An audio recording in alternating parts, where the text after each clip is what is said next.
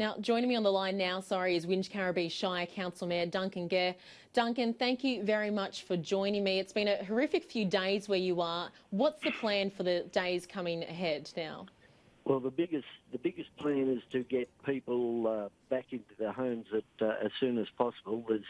I visited the evacuation centre at the Mittagong RSL yesterday, and of course, some people have been there for 3 days, and they have their dogs and their cats and their goods with them. They just want to return home.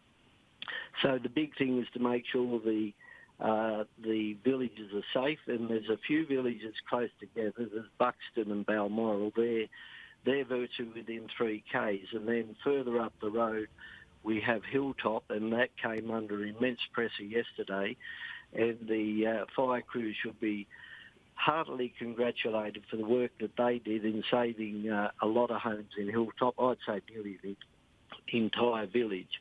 But the big thing is to get water pressures back up to normal, get the electricity supplies back up, get the fallen trees off the road and those that are dangerous, get those removed, and then just let the residents know that they have the confidence to be able to get back into their houses.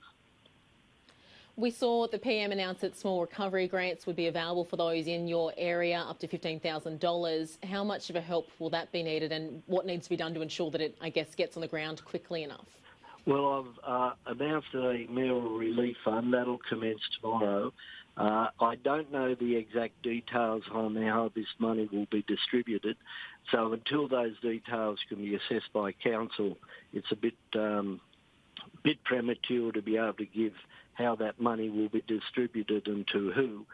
And we still don't know. I'm doing an inspection with senior staff and police tomorrow and RFS to ascertain exactly how many houses have been lost.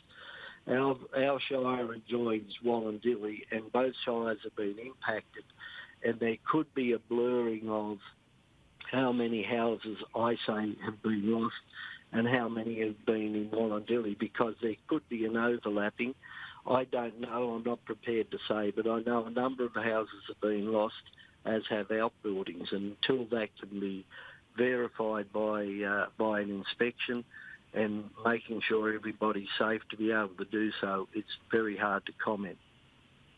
Mayor Gair, looking at some of the images from the region, it's obviously very horrifying. What are some of the conversations you're having with your constituents?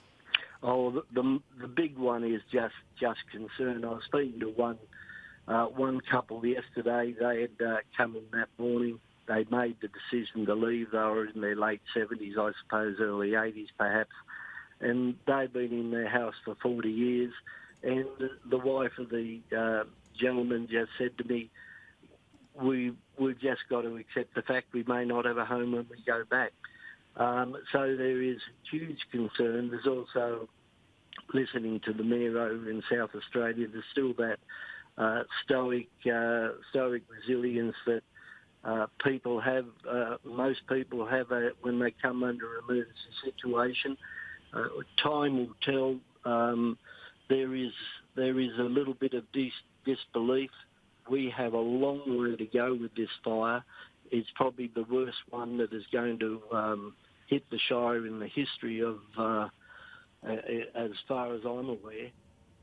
And although we're in respite now, we're downgraded and probably we'll have maybe a week or so of getting prepared for another wave if it does come. But there are other areas within the Shire that are going to be under a large amount of pressure over the coming weeks. And then there is another fire, in my opinion, building from the south. And because we have a huge amount of bush in the Shire, we've got a long way to travel.